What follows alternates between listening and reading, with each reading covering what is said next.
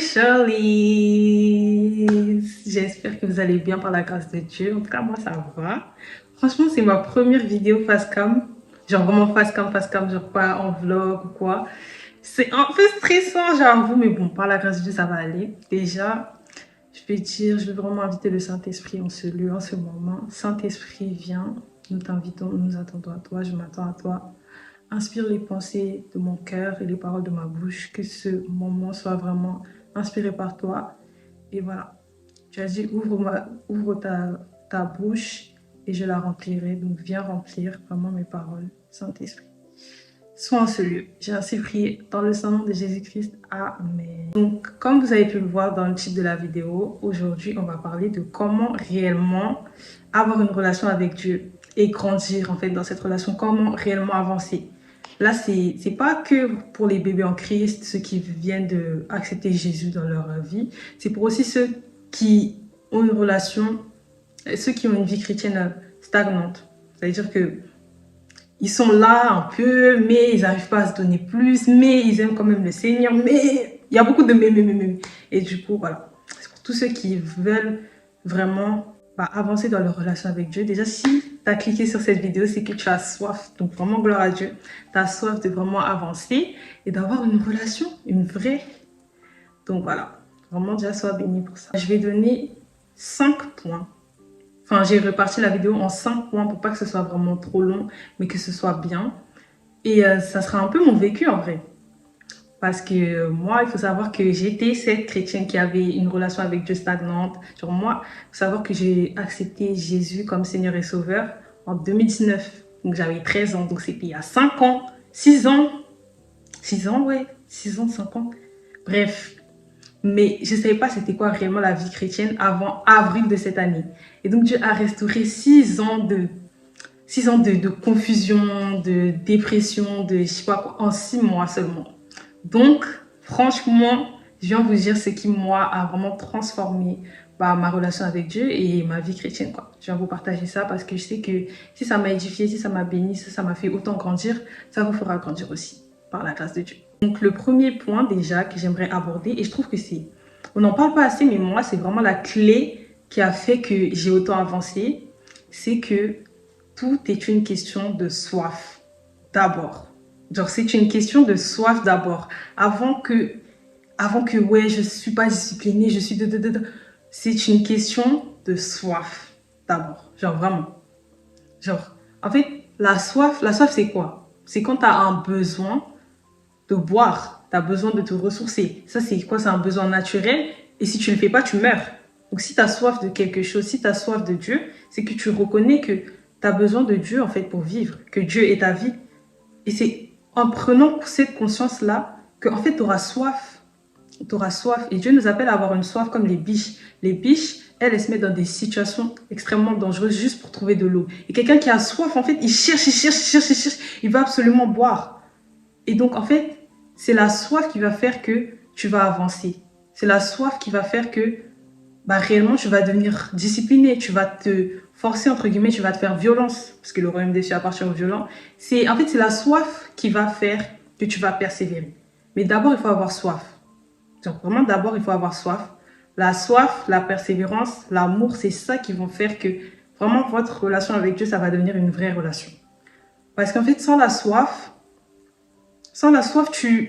si tu comptes que sur ta volonté, ta motivation, ça vient et ça part, c'est pas constant. Alors que la soif, quand tu as soif continuellement, genre, forcément tu vas aller chercher la chose parce que tu veux l'eau. Donc forcément tu vas chercher par tous les moyens et donc tu vas faire ce qui est nécessaire pour aller te ressourcer, quoi. Donc vraiment, moi, je viens vraiment appuyer sur la soif, prier pour avoir la soif. Priez pour avoir une soif vraiment Priez, renouvelez votre soif vraiment chaque jour quand vous priez, quand vous passez du temps avec Dieu. Dites à Dieu de vraiment renouveler votre soif parce qu'en fait, c'est ça qui va faire que vous allez marcher sans vous lasser en fait, sans vous lasser de Dieu. Quand vous avez soif, vous ne vous lassez pas de chercher l'eau parce qu'en fait, c'est vital. Une fois que vous voyez Dieu comme quelque chose de vital et non pas comme un fardeau, non pas comme quelque chose qui est ajouté à votre vie, quand vous le voyez comme quelque chose de vital et que c'est réellement votre vie, ou sinon c'est mort, là vraiment, il y aura un changement dans votre relation avec Dieu, dans votre démarche même, dans vos efforts, dans tout. Vraiment, priez pour la soif. Ensuite, mon deuxième point, ça sera, est-ce que tu cherches une relation avec Dieu ou avec sa puissance? Je m'explique. En fait, beaucoup de chrétiens, beaucoup de bébés en Christ, quand vous acceptez Jésus comme Seigneur et Sauveur, en fait, maintenant que le voile est levé, vous voulez directement aller au combat. Vous voulez directement enlever les pensées impures, vous voulez directement, je sais pas, vous délivrer, arrêter le péché. En fait, vos yeux, ils sont tournés que vers ça et directement vous voulez combattre alors que vous n'avez pas les armes nécessaires. Vous n'avez pas les armes nécessaires. En fait, quand tu viens d'accepter Christ, c'est juste le début. C'est juste le début. D'abord, tu dois t'armer. Parce que maintenant, tu mets un enfant sur un champ de bataille. Forcément, il va se faire terrasser à côté de tous ceux qui sont armés, qui sont chargés, qui sont forts, qui sont géants. Genre, forcément que tu vas subir, en fait, les conséquences du combat. Le pasteur Yvan Castanou, du coup, de ICC, il avait donné un enseignement comme ça où il disait « Ne subis pas les conséquences du combat ». Pour dire que, en fait, quand tu viens d'accepter Jésus, ne te focus pas directement sur tes péchés. Je sais que, en fait, comme tu as pris conscience maintenant, directement tu veux les enlever parce que tu sais que ça attriste le Saint-Esprit, parce que tu sais que c'est pas la vie que Dieu veut pour toi. Mais, en fait, lorsque tu pries et que tu dis seulement à Dieu, oui, aide-moi à arrêter ce péché, c'est la puissance de Dieu que tu cherches, c'est pas Dieu lui-même. Dieu, lui, n'est pas puissance. Sa première caractéristique et ce qui le distingue de tout le monde, c'est son amour. C'est son amour. Donc, si tu cherches continuellement sa puissance, c'est pas Dieu que tu cherches. C'est un aspect, c'est une facette de Dieu que tu cherches, mais c'est pas Dieu lui-même que tu cherches, en fait. Et ce qui différencie Dieu des autres, c'est son amour. Si c'était réellement sa puissance, mais le diable aussi est puissant. Les démons sont puissants. Toi-même, tu as une certaine force. Donc, si c'était seulement la puissance, mais Dieu ne serait pas Dieu. Ce qui change réellement, c'est son amour. Donc, cherche d'abord à demeurer dans son amour. C'est son amour, en fait. C'est lorsque tu l'aimeras, tu arrêteras de faire certaines choses naturellement. Je dis naturellement, mais c'est la grâce de Dieu, c'est le Saint-Esprit qui vient convaincre, mais automatiquement, tu vas arrêter de faire certaines choses qui te pèsent parce que tu vas aimer. Tu vas aimer Dieu et tu vas te dire, j'ai pas envie de le décevoir, non, pas de le décevoir, j'ai pas envie de le rendre triste, j'ai pas envie de l'attrister. Et en fait, il y a un verset qui dit, celui qui m'aime respecte mes commandements. C'est-à-dire que quand tu demeures dans l'amour de Dieu, une fois que tu apprends à l'aimer, tu vas suivre automatiquement ses commandements, tu vas faire sa volonté en fait. Parce que tu l'aimes. Quand tu aimes quelqu'un, automatiquement tu cherches à lui faire plaisir, tu lui cherches à lui faire du bien. C'est la même chose que ça. C'est la même chose pour avoir réellement une relation, le sens relation. Parce que là, beaucoup, vous avez une relation avec vos luttes, vous avez une relation avec... Vous cherchez une relation, vous avez une relation avec vos luttes, vous cherchez une relation avec la puissance de Dieu, mais vous ne cherchez pas Dieu lui-même. Et Dieu ne s'arrête pas à la puissance en fait, parce que la puissance, un jour Dieu peut te délivrer et puis le lendemain tu vas oublier. Mais son amour, une fois qu'il te saisit, tu peux jamais l'oublier. Jamais. Une fois que tu t'es saisi, que tu as saisi l'amour puissant du Père, le grand amour du Père, cet amour fort, cet amour haut, large, une fois que, en fait, tu as pris conscience de cet amour-là, mais il n'y a pas de retour en arrière. Il n'y a pas de rétrogradation possible. Alors que la puissance, tu peux être délivré un jour, mais rappelez-vous, on vous dit que lorsque un démon est terrassé, lorsqu'il est chassé d'une maison, il revient avec 7 autres plus forts. Si tu as été sauvé, tu as été guéri, tu as été transformé une fois, mais qu'ensuite, tu n'as pas de relation avec Dieu, tu n'as rien qui fait que tu es réellement avec Dieu, mais les démons, ils vont revenir et ta condition elle sera encore pire qu'avant même. C'est pour ça que ne cherche pas directement la puissance de Dieu, ne cherche pas directement... Je sais que c'est dur, je sais que c'est dur. Et franchement, moi, pendant 6 ans, du coup, c'est ce que je recherchais parce que Je disais à Dieu, mais oui, mais moi je suis traumatisée, moi je suis blessée, j'ai des traumatismes, je veux être restaurée. On dit que tu restaures les cœurs brisés, tu penses les blessures. Donc moi je veux en fait, je veux ça, mais c'est pas, c'est pas que c'est pas le plan de Dieu, mais c'est pas son plan d'abord pour toi. Genre je sais pas comment expliquer. En fait Dieu, avant de te délivrer de tout ce qui te charge, il veut d'abord que tu l'aimes en fait. C'est pour ça, la Bible dit, recherchez d'abord le royaume des cieux et sa justice et tout le reste vous sera donné en plus. C'est-à-dire que quand tu commences à aimer Dieu, son amour, il vient couler sur tous les domaines de ta vie et tout change. Ton système de pensée, ton cœur, ton esprit, ton âme, ton corps, ta bouche, tes yeux, tes oreilles, tout commence à changer. Une fois, en fait, tout découle de son amour. C'est pour ça que Dieu veut que tu l'aimes d'abord, que tu recherches son amour, parce que c'est ça avoir une vraie relation. C'est pas juste qu'il te délivre, c'est aussi que tu l'aimes, comme il t'a aimé, comme comme il t'a aimé en fait, comme il est parti, comme il t'a prouvé son amour en sacrifiant son fils à la croix pour toi. Dieu aussi veut être aimé. Dieu veut être aimé.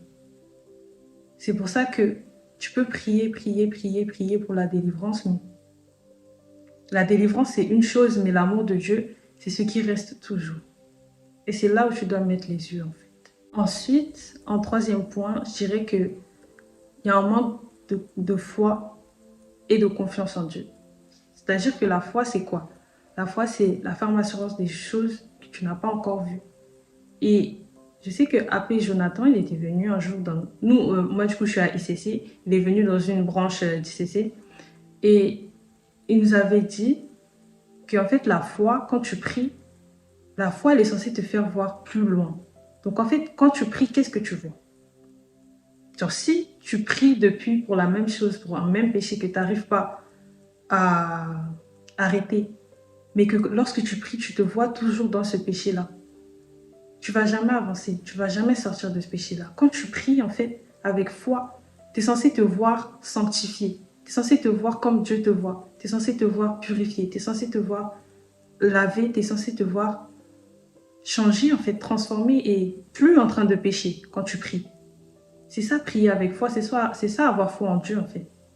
Parce que si tu pries, mais que tu regardes à toi, ta situation toujours, et tu es en mode...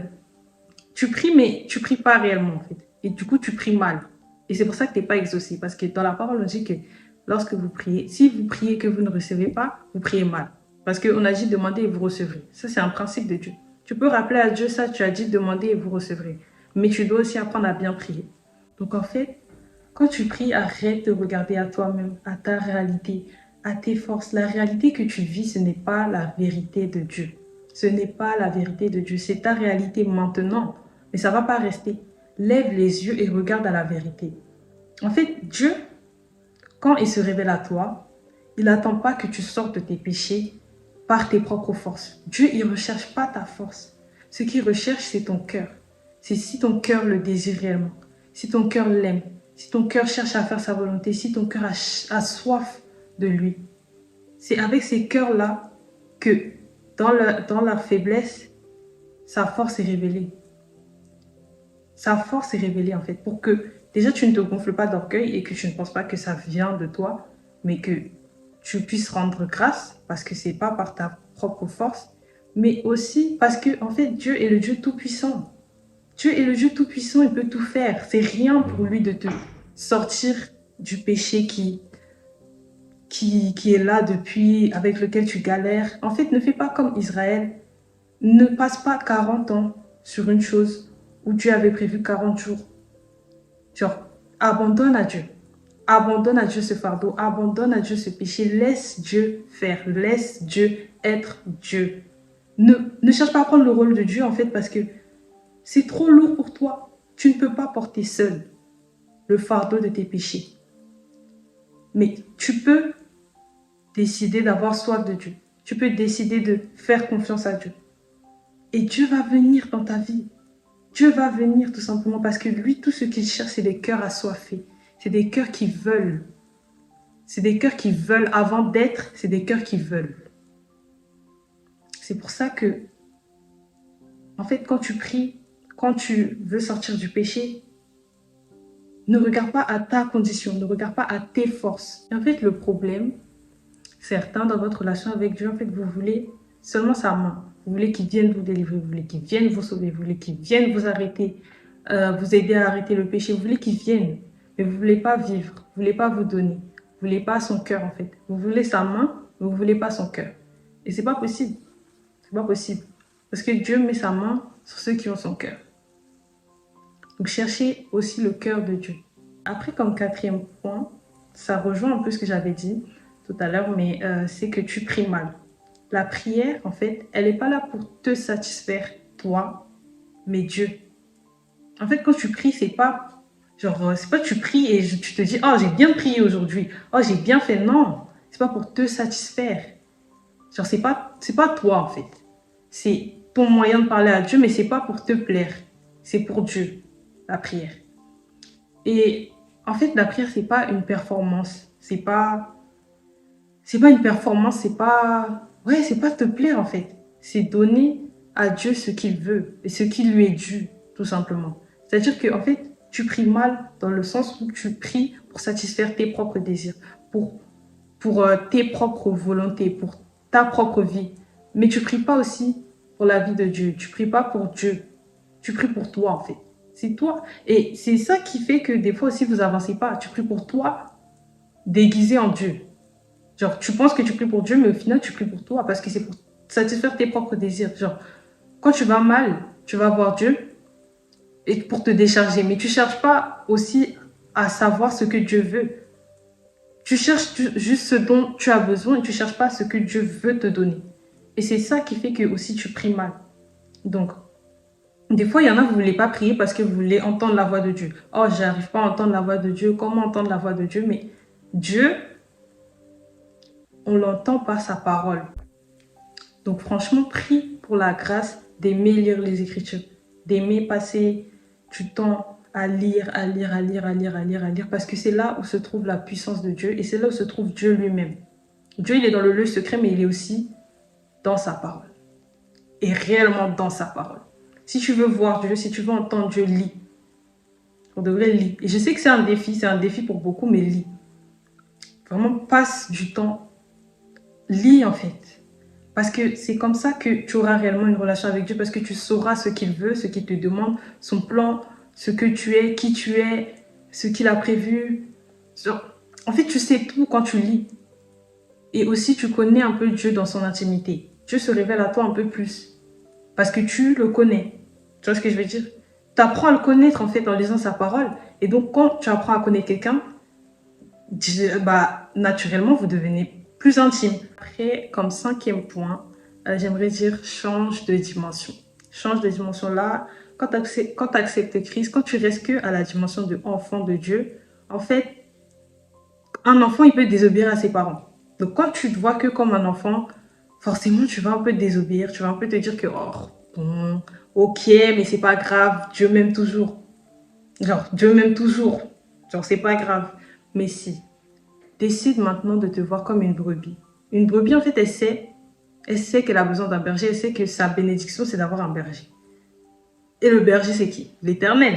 L'Éternel est mon berger, je ne manquerai de rien. Donc, quand tu décides de te voir comme une brebis, quand tu changes, quand tu passes à la dimension de brebis, en fait, ta vie change. Parce que tu vis plus pour toi. Tu vis plus avec tes caprices, tes désirs, tes volontés, moi je, non.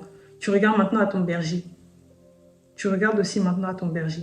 Et encore une fois, le PP, Yvan Castanou, le pasteur Yvan Castanou, il avait donné un enseignement qui était connaître ses identités en Christ et je vous invite vraiment à le regarder. Parce qu'en fait, tu as toutes les dimensions, entre guillemets, toutes tes identités, qui tu es, genre t'es enfant de Dieu, t'es brebis, t'es serviteur ou esclave. Nous, on aime bien le mot esclave, on a dit. Mais bref, t'es serviteur, t'es épouse. Et en fait, quand tu te saisis de toutes ces identités-là, t'es complet, entre guillemets. C'est-à-dire que, en fait, tu peux pas rester que enfant de Dieu, mais tu peux pas aussi rester que à serviteur, parce que le serviteur, il attend un paiement. Tu dois, en fait, c'est des échelles à monter jusqu'à atteindre l'épouse. Parce que c'est ça, c'est elle que Dieu vient chercher. Donc vraiment, apprends à connaître toutes tes identités, ton identité. Genre, ne te vois pas comme ton péché, parce que ton péché, c'est pas toi, en fait. Tu vois, ce dont tu te nourris, ça ne définit pas ton identité. Si demain tu vas au restaurant chinois, tu vas au restaurant mexicain, tu vas je sais pas quoi, tu manges, t'es pas devenu mexicain, t'es pas devenu mexicain, t'es pas devenu chinois. C'est la même chose. Même si tu te nourris de mauvaises choses, même si tu fais des mauvaises choses, tu vois des mauvaises choses, et t'en es conscient que Dieu ne veut pas ça, ça fait pas de toi qui tu es. Qui tu es, c'est ton identité, c'est la vérité de Dieu et c'est ce que Dieu dit. Donc en fait, c'est pour ça que tu dois connaître la parole, tu dois connaître tes identités, parce qu'on dit que vous connaîtrez la vérité et la vérité vous affranchira. Dans une autre version, on dit la vérité vous rendra libre. C'est la puissance de la parole qui vient te libérer tout simplement. Donc, décentralise ta relation avec Dieu de toi-même seulement. Arrête de voir qu'à toi, regarde à Dieu. Lève les yeux. Là, je vous invite vraiment à lever les yeux un peu. D'arrêter de regarder à votre condition seulement, mais à regarder ce que Dieu veut. Vraiment ce que Dieu veut et apprendre à les connaître, ce Dieu-là qui t'aime, qui a sacrifié son Fils unique pour toi. Oh, Holy Spirit. En tout cas, voilà. Je vous ai vraiment un peu résumé ce que j'ai réellement appris ces 6 derniers mois. J'espère que cette vidéo vous a plu, vous a édifié, vous a béni, que le Saint-Esprit vous a vraiment touché. Et voilà. Bon, désolée, je finis la vidéo sur mon iPad parce que mon téléphone, il veut que mourir. Il veut que me dire que j'ai plus de stockage. Genre, ok, c'est bon. Mais bref, j'espère vraiment que cette vidéo, elle vous a béni, qu'elle vous a édifié, que vraiment le Saint-Esprit est venu toucher vos cœurs, est venu vous saisir.